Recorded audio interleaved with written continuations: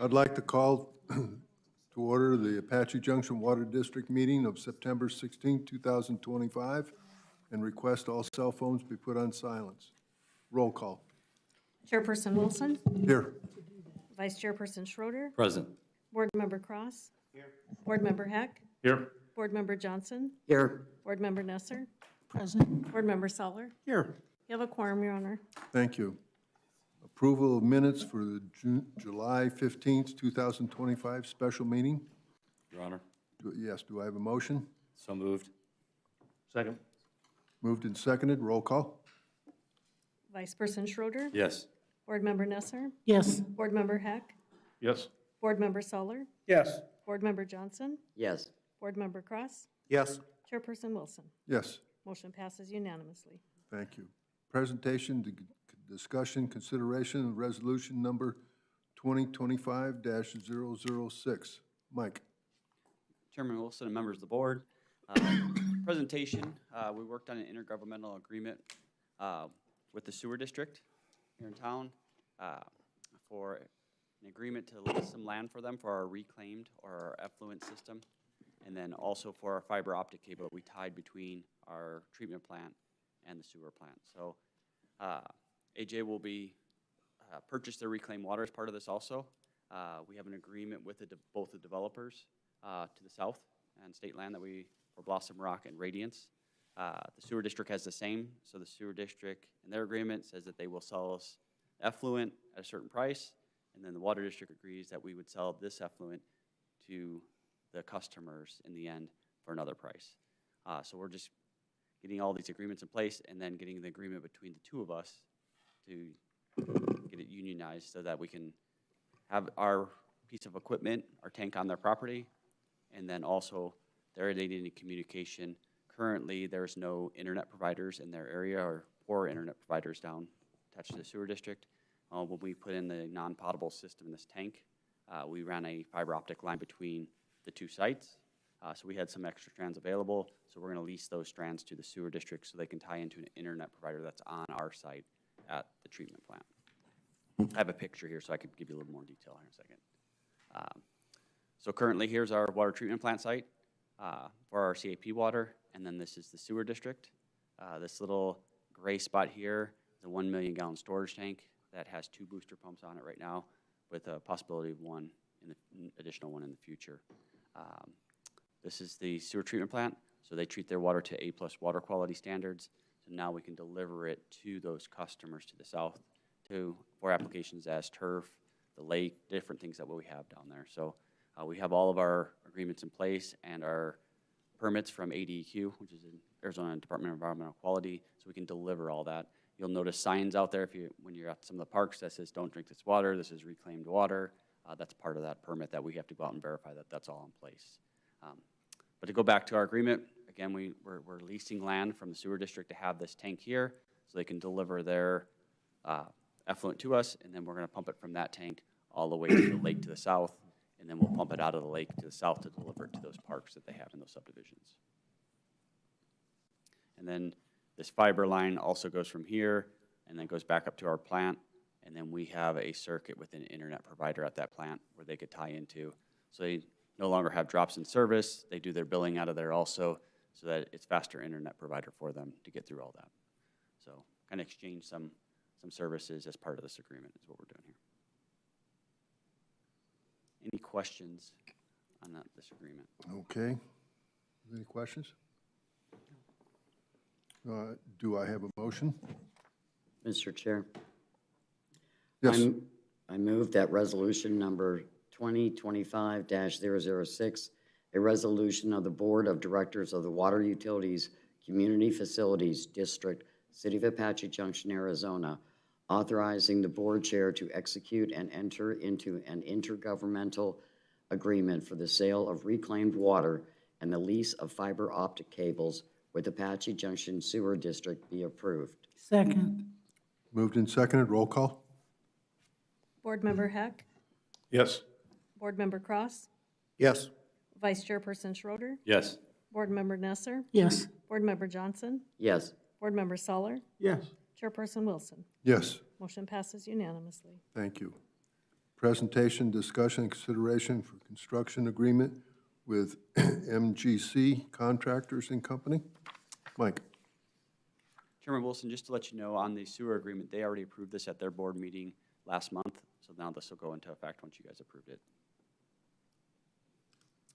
So our next one, at Water Campus 2, this is located at our Public Works office. We have a couple tanks down there, well 6, and also a booster pump station. This pump station is about 30 years old. We're getting additional service connections down here. We have additional development in the industrial park. I believe you guys are working through that process right now with them. So larger fire flow demands is the biggest key that we're talking about here.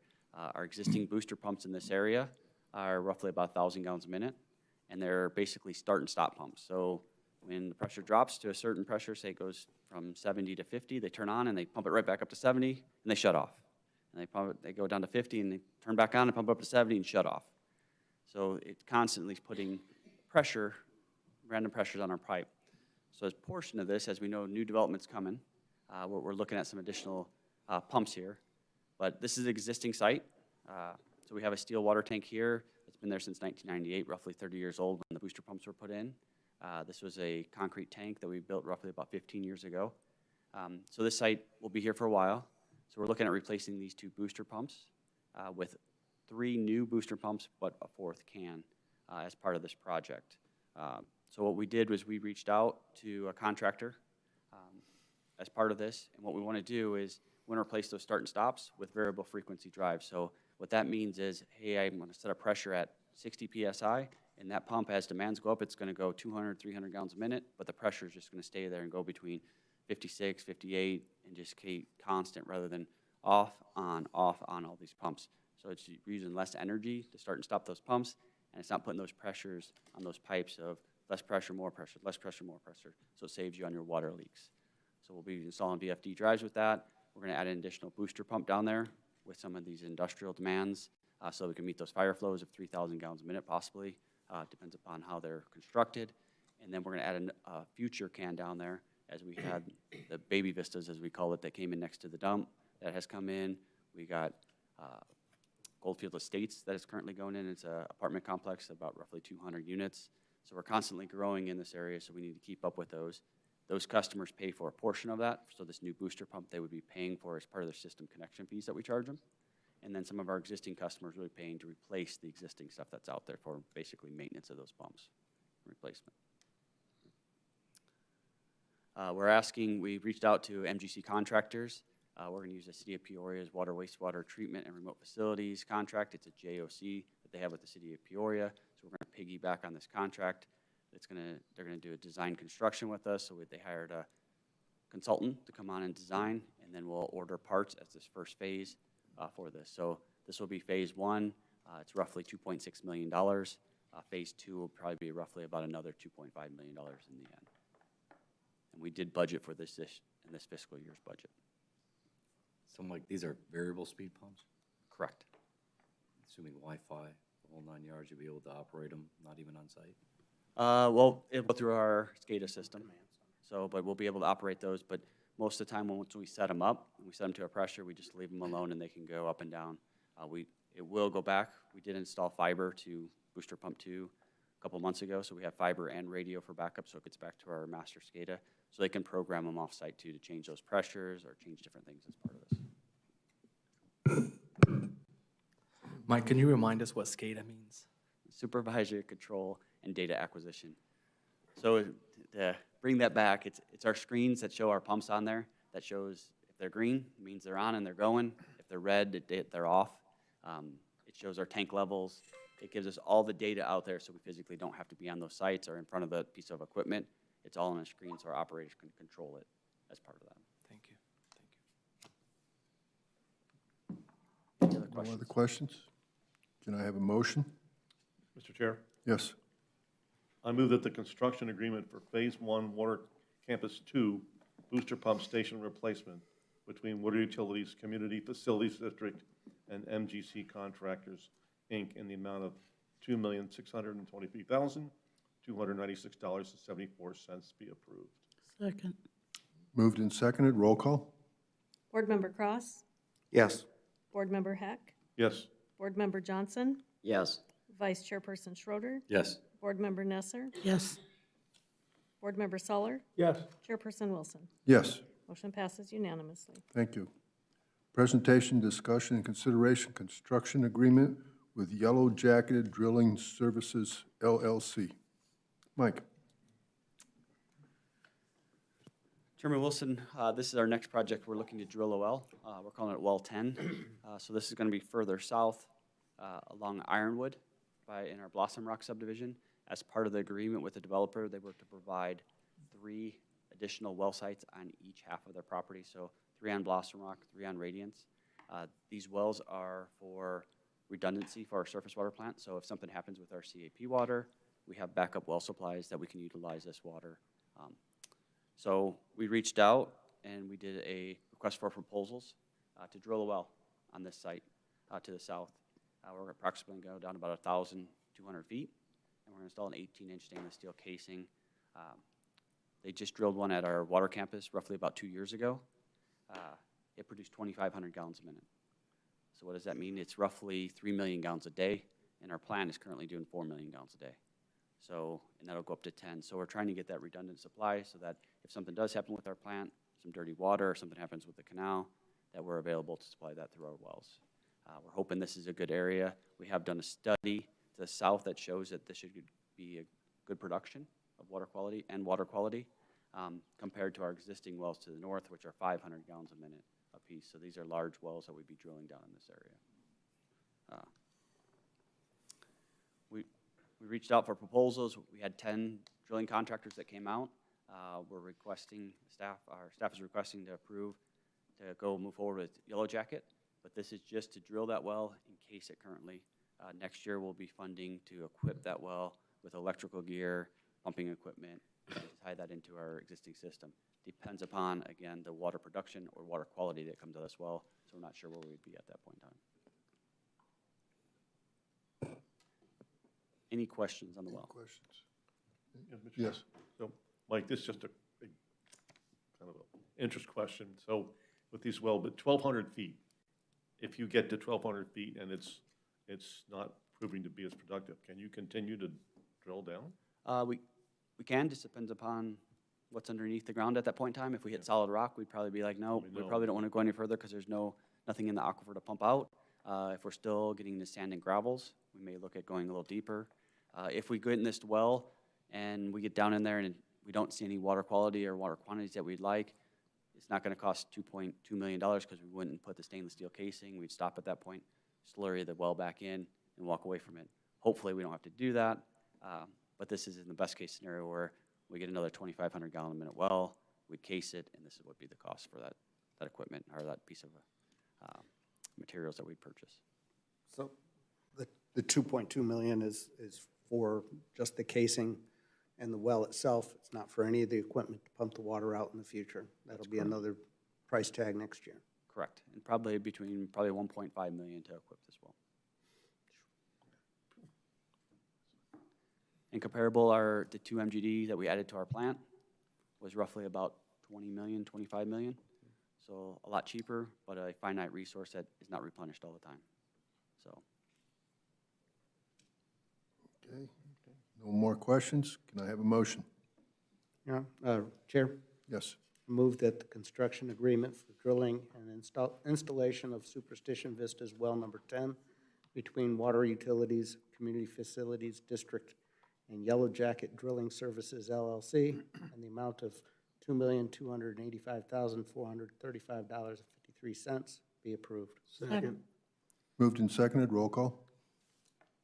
Vice President Schroeder, Yes. Board Member Nesser, Yes. Board Member Heck, Yes. Board Member Suller, Yes. Board Member Johnson, Yes. Board Member Cross, Yes. Chairperson Wilson. Yes, Motion passes unanimously. thank you. Presentation, discussion, and consideration, retroactive approval of emergency repair on the Garney Companies. Mike? Yes, so I brought this up at our last meeting back in July, I think it was.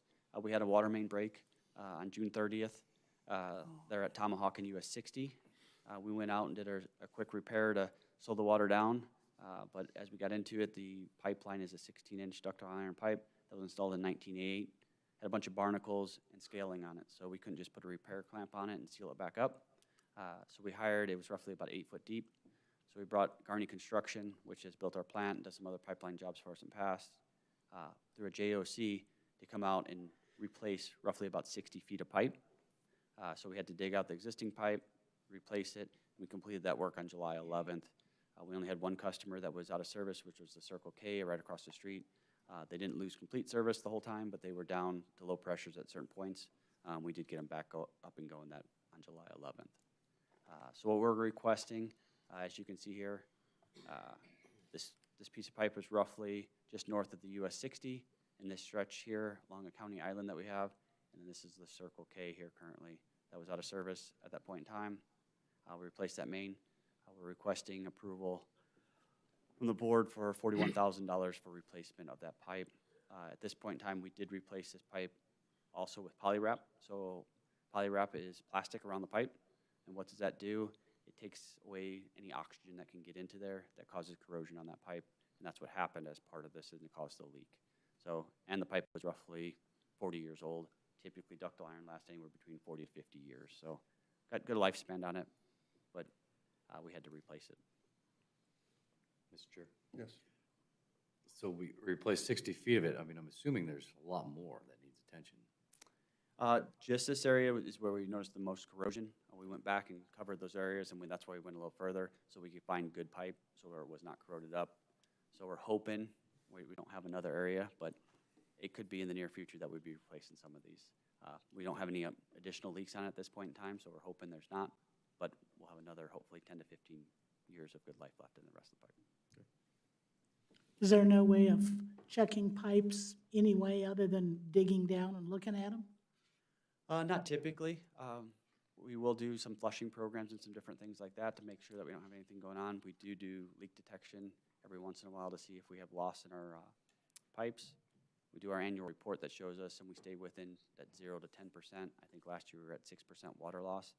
So if we see it get above 10%, which I think when the city purchased the water district, it was over that. They actually hired a company to come out and do leak detection. You can do some new things out there with thermal imaging to see cooler spots or warmer spots in the ground that may show you some leaks. But other than digging it up, that would be some other options that we Okay.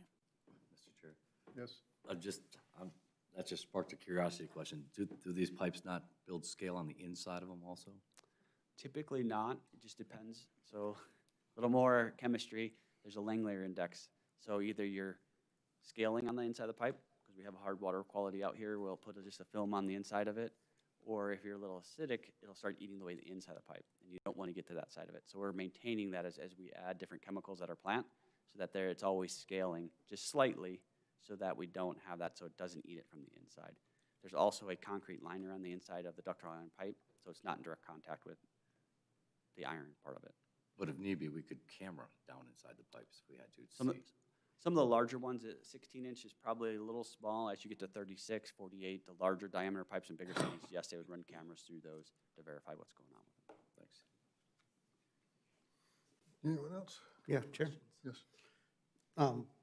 Mike, seeing how I've been into a lot of water in my life, the cost for that repair is very reasonable. And we had a blowout at Medtronic 2 years ago, and it was every bit of that, and I think probably only 50 feet of pipe, 40 feet of pipe. So, yeah, I mean, underground repairs are very expensive, and they never happen at a convenient time. So you got to do with the best you can, and having Garney right there, that was great. So They're doing construction still at our plant, so that we lucked out. This was over 4th of July week too, so great to have that. Like you said, it happens in the not opportune times to replace mains. You never want to be out there doing that stuff. So it did work out that they were local. They were out there within 2 days after we called them and repaired it for us. So it was great to have them on board. yeah. Okay, do I have a motion? Mr. Chair, Yes. I move that retroactive approval of an emergency repair of a 16-inch water main break on Tomahawk Road using City of Scottsdale joint order contract number 2025-042, COS with Garney Companies, Inc., amount of $41,032.87. Be approved. Second. Moved and seconded, roll call? Board Member Heck, Yes. Board Member Cross, Yes. Vice Chairperson Schroeder, Yes. Board Member Nesser, Yes. Board Member Johnson, Yes. Board Member Soller, Yes. Chairperson Wilson. Yes, Motion passes. thank you. District Managers Report. No report, Your Honor. Okay. District Directors Report. Mike. Chairman Wilson, we're requesting to enter into a professional service agreement with Valley Collection Services. The district has never had a collection services in the past to go after those delinquent bills. We're not talking the ones that are just past due of $10 or just past. We're talking about people that have left the district and closed out their accounts and left an outstanding balance with us of $100, $200 and moved away. And we may never see them again. We may get lucky and they move back in, and then we could charge them for those fees that they left us holding the bucket on. So we're requesting to hire professional services that if we have this come up again, is once somebody moves away, we can provide that to this contractor, and they would actually go after those dollars for us. They will charge a fee to, I believe it's 7%. It's in our contract, 7 or 12%, somewhere in there, to collect those fees for us. But at least we're getting some of those costs that were left out there. In the past, it hasn't been very much, but as we're a growing district, it will grow as we get a number of customers come from here. During COVID season, ours didn't hit very high. I think we were roughly at 15,000 that we didn't collect on. But in City of Phoenix was out millions of dollars because they couldn't collect on. But they have, 10 times the amount of customers, 100 times the amount of customers that we have. So we don't want to get in a situation like that, so we wanted to get ahead of it. So we decided to reach out to a collection service. This particular service actually does 20 different cities throughout the state. City of Scottsdale is one of them, City of Mesa, Town of Gilbert, City of Chandler. So there's multiple ones that utilize this contractor. Typically, they go after them and receive some of those funds back. So at least we're being good stewards to our customers of going after those debts that people have left us with and trying to collect on some of those things. So we're going to be signing this agreement to move forward with some of those collections. I have Yes. a couple questions. Sure. How much do you think that you have that is beyond 120 days at this point? Outstanding balances. I cannot answer that question currently, but I can get that information for you. Yeah, and not only how much, but how many households? Okay. Okay. And is the collection based on does it have a sliding scale? Like you said, it's at what, 12.5%? So no sliding scale, but if it's under $20, we're probably not going to go after that customer because we'd pay more in fees or our time trying to create those lists to go after that $20. And if it's above that, we'd probably go after those customers. Well, I know a lot of collections, they deal with if it's 120 days, it's a certain percentage. If we turn it over and we turned it over at, say, 250 days, 365, because we're just starting out, do they charge a higher percentage? They do not. It's a straight 12.5. Yeah, I think it's lower than that, but it's a certain percentage. It does not change during if it's 120, 180, 210 days, it does not change. I'm kind of looking at it under the compensation on page 12, on page 1, that it states 12.5 of the total debt collected. Then I need to double check that. You got me. It is what it says. Does it say that in there? As long as it's flat, because when you're first starting out, you might have some people that are 120 days that are $200, and you might have somebody that's a year and a half since you've never done it, correct? Well, we're not going to go back for those ones at year and a half. We're just going to start moving forward, and I believe it's probably going to be at 120 days. We'll start submitting those to and try and stay on top of this rather than waiting for a year to go after customers, because by that time they could have moved a couple other times or went somewhere else. So we try collecting sooner than later. I'd have to ask the company that had a better success rate of finding them within 120 days rather than waiting. When you said you're going to start fresh, does that mean, let's say you had $20,000 that's out there now. Mm-hmm. Would you be submitting them or only the people that just become? We're looking at this from the start of this fiscal year. so from July 1st. So anything that's owed now, we're not gonna turn into collection, we're just gonna write off. Correct, that's what the practice has been in the past that we've done for the district. We wrote it off for last fiscal year. Well, again, we want to get good stewards of our customers' money, so we're going to go after these other people to collect on those debts. Well, I'm glad to see you guys looking to put something in place, at least now. But please do let us know how much the write-off has been over the last couple of years, please. I do know that. It's been roughly about 15,000 that we've written off, which is less than 1% of our gross revenue. So it's not a huge amount that we've been writing off, but it is an amount, and that's why we want to start collecting on some of these. And it's going to continue to grow as we get additional customers out there that walk away. Yes. So, might you charge a late payment fee if they don't pay on time, you charge a late fee?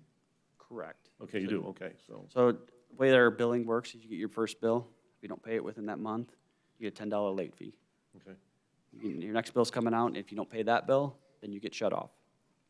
And sometimes if people are leaving their house, they decide, well, you know what, I'm not going to pay that bill. If they're only there for 18 months, we'll have a deposit of $120, and we can collect on that would be our first step. So we do get some money back from that, but if they're past 18 months, they've been good stewards and they paid their bills, and then they walk away, now we have a bill of, probably after 2 months, a $120 bill that's still outstanding because we don't have a deposit. They've been paying their bills ever since they started with us. It's been 3 years. Now we have this $120 bill that we can't collect on. Now we turn them into our collections company to go find that money for us. I want to make a quick comment on the aspect that this company that does it for the city of Mesa on it. Unfortunately, I have some property. It was over in Mesa area, and the water company, the Mesa Water Company, had a line of water that was going to the place that we owned, which we were paying on. Unfortunately, somehow they decided that the neighbor's water bill needed to go onto that property as well, and that we were severe behind, and they were coming after us for collections, and I ended up going down to their office in the water office in Mesa and arguing my points. And they ended up sending somebody out to take a look at what the heck was going on, and that's when they discovered, oh, this other water line is not your water. It's going over here to the neighbor, Right. and we were billing you their water as well. I have no idea how many years that was going on. But it was something that was caught, and it had gone to this collection agency, and between the collection agency and the Mesa Water Company, it took about 2 months to straighten out and remove that bill. But they were working with everybody and responding. I just never got a refund. Hopefully we won't have any of those issues, but they do come up where something gets crossed like that or that happens. So I'm glad that Mesa worked with you and this company worked with you. That's good knowledge to have when we start They working. all worked together to resolve the problem once they found out there was a problem. Perfect. Chairman, just Yes. real quick. We discussed it before the meeting, but I have to give your kudos to your staff. There was a mistake on my bill, but the staff was very professional, very helpful, and got it cleared up very quickly. So kudos to your staff. Thank you. Yeah, and just to, hopefully I'll do it in a little bit later. I guess the next subject we have on is we want to talk about our new water district office. So we're currently working with Public Works. They're in need of a new admin building and a Public Works buildings for their field operations down there. They're roughly a building's about 40 years old. It's part of their fleet management is where they're at currently. We're currently here, our admin staff is in development services, and our field staff is in also a metal building that we created an office in. We roughly have about 12 employees in there, and as we continue to grow, It's probably a 12 by 15 room, and we're outgrowing that room at this point in time. It's really meant for storage of our materials and not for an office for our employees. So we're going to start working with Public Works on a major project down there to build a new admin building and our operations building on Public Works site there. We've hired a consultant, BWS, to do initial master planning for the entire Public Works yard with Water District as part of that. Redoing some of the fleet services and some different things. I believe Public Works just came in and had that contract approved by the council, the city council at that point in time. But we're going to continue working with them on that. We'd like to move our admin staff and our operations staff into one location. We did budget for this year, roughly $2.5 million. This is a big project for the city and the district. We're going to be sharing costs together on this project. I'm going to guess in the end it's probably a $30 million project between the buildings and the road improvement that needs to be done, water infrastructure that needs to be put out front, and parking lots and different things that we have going on out there. But I just want to make you guys aware that we did have it in our budget this year. We are going to be spending that money. We do have a memo between the city and the district to pay our fair share of the design and the master planning for this. And it's roughly going to take 18 months, 12 to 18 months to get that design done. So we're talking maybe end of next year that we'd have that done and then start building, and probably that building is going to take 12 to 24 months to get through in the end. So we're looking at a 3-year project here. Development services growing. As you guys are aware, we went from roughly 100 permits a year for new residential homes to 1,000. So obviously they're going to need more staff here, and that puts us homeless at that point in time. So we'd like to start planning for our future here and make sure that we have a building ready for us when development services is ready for us to move out. Any questions on that? We'll keep you informed as we get the master plans going.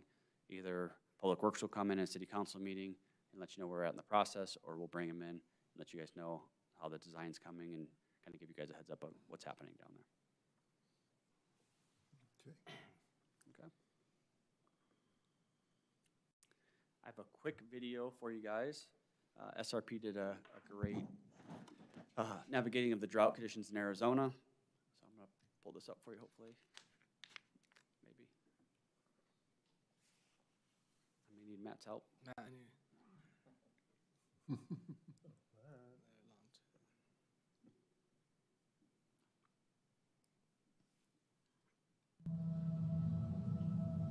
The Valley's very fortunate. Salt River Project was part of the development of the water supplies for the Valley. Before Arizona was a state, Salt River Project was formed to build Roosevelt Dam. That enabled us to take the river that supplied water in very wet years and store it so it could be used in dry years. That allowed agriculture to bloom in the desert. As those lands urbanized, that water supply became the basis of an urban supply that supported growth in the Valley.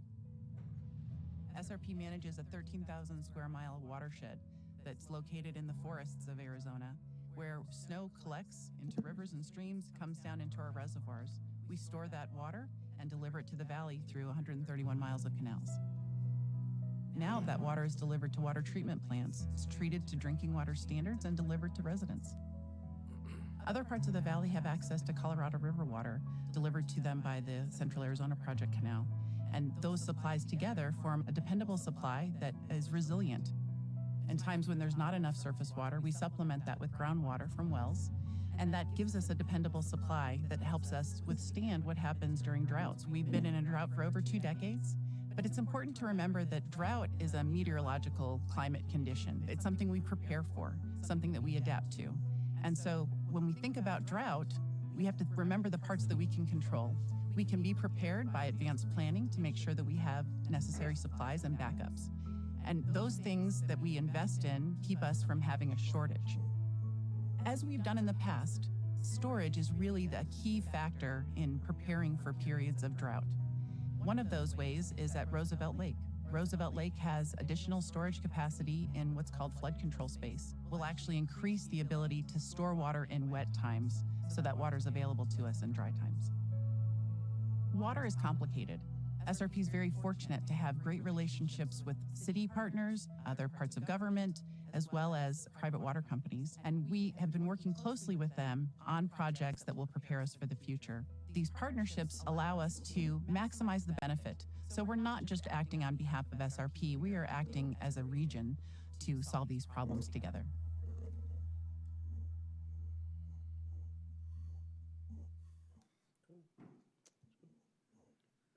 So SRP put out this video roughly about a month ago, I believe, Brian. Yeah, I just wanted to share, The as quickest we way see to clear out these stuck come poop out to can't everybody. go, do this to clear out stuck poop fast. On June 15th, 2019. Stuck poop problem. Good old YouTube. Thank you, Mike, for sharing with the board. You guys have any questions on that? Where are you at on the Bartlett Dam? Still working. We're still working with the federal government on that. It's with the Bureau of Reclamation right now. We're still waiting for how much water they are requesting. That's be a portion that would be for firming up some of the supplies that they're required to by law. We haven't got through that. So we are in the NEPA process, and now an environmental study. That's roughly going to take about 2.5 years. I think we're roughly about 4 to 5 months into it. So we'll be slowly going through that process. To the fact that Bureau of Rec is short-staffed, after they cleaned house over there, they're slowly getting through a lot of the projects they have. But this is one of their big ones they have on their list. I will give you guys an update at our next meeting, a little more detail. Okay. We continue to go to meetings where they're monthly with SRP, moving forward with that project, also with the SCIF project, or the interconnect between SRP and CAP. But nothing major has happened. That's why I haven't brought them back to you guys yet. But the projects are still slowly inching forward. That is a long-term project. We're probably still looking at 2034 to 2035 before it'll be finished. But it is moving forward behind the scenes, but not much to update you guys on yet. All right, thank you, sir.